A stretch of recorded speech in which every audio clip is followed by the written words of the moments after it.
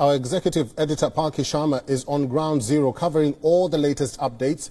She now joins us live from Russia-Ukraine border. Palki, good to see you and welcome to this broadcast. You have been reporting for us from Kiev for weeks now. You are currently reporting from a sensitive area, gauging public sentiment during the conflict. What's your assessment of what's happening on ground?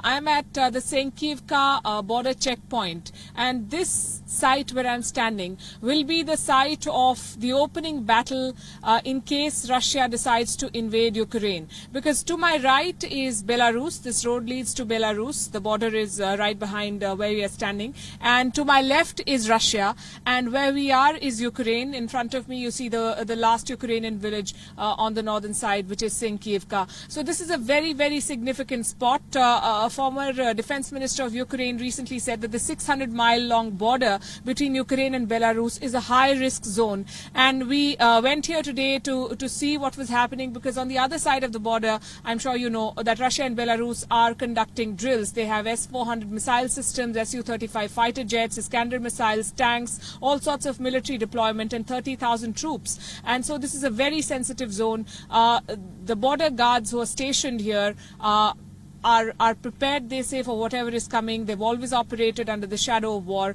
and they understand the risks involved, but they are standing steady. We were given a tour of this area, and a lot of places are out of bounds, you would understand, because of security concerns. There were vast stretches of land where we told we could not step on because there were landmines. But this is the last Ukrainian village. This is a border checkpoint beyond which we have Russian territory. Palki, there are multiple narratives about the current conflict. The U.S. is warning Americans to leave Ukraine, now warning of the crisis escalating.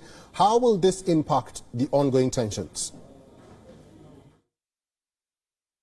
Well, Joe Biden's statement and his administration's assessment becomes more dire by the day. When we began this week, we were telling our viewers about American intelligence assessments that said that Kiev could fall within 48 to 72 hours, that there might be 50,000 civilian casualties, 25,000 troop casualties on the Ukrainian side. This was American assessment. They could not give any specific details on how they arrived at those numbers, but that's what they said. Now, in this past week, we've seen the U.S. president repeatedly say that American citizens should evacuate. This is the time to leave, and he's made a very important statement today where he says that he is not going to send U.S. troops to evacuate citizens because he's been giving them enough warnings, and he says we're facing one of the biggest militaries in the world, i.e. the Russian military, and things could, quote-unquote, go crazy at any time, and that does not instill a lot of confidence in the people here. But if you talk to the people of Ukraine, they say that they're hoping there is not going to be a war, and they're confident in their forces, and the spirits remain high.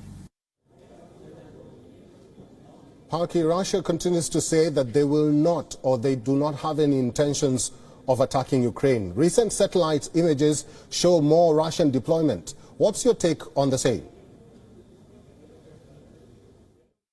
That is concerning. We've seen Russian warships in the Black Sea. We've seen newer images coming out. So that is one thing that remains a constant, that Russian deployments continue to go up, even as Russia says that it does not want a war. It is adding more troops. It is adding more in terms of military equipment and encircling Ukraine, and that remains a point of concern. At the same time, we understand that there is still room for talks, because the latest Russian statement says that they're not happy with U.S. troop deployments in Europe. They say that is not acceptable, and they are going to push for the Minsk Accords in the United Nations Security Council, that meeting that is scheduled for the 17th of February. And that gives one hope that talks are still going to continue, even though Europe's shuttle diplomacy has not delivered any results. And even while there are war clouds hovering over this region, you see that trucks are still passing. This is a very sensitive border. There are checks happening at every point, but commerce has not stopped, and that gives people some hope. Palki, you have managed to speak to Ukrainian people. What is going on in their minds? Are they fearing the West?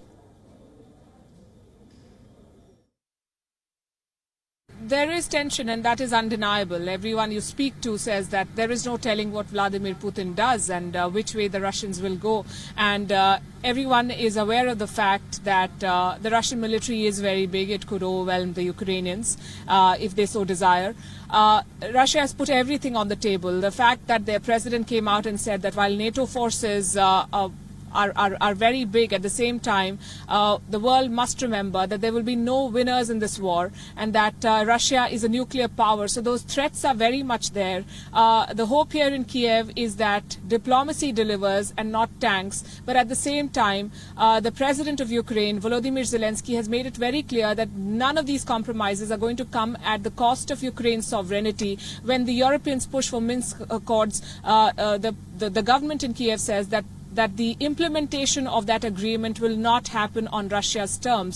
So both sides standing firm, and a war, as Vladimir Putin himself said, is going to be unwinnable for all sides involved. So it is not in anyone's interest.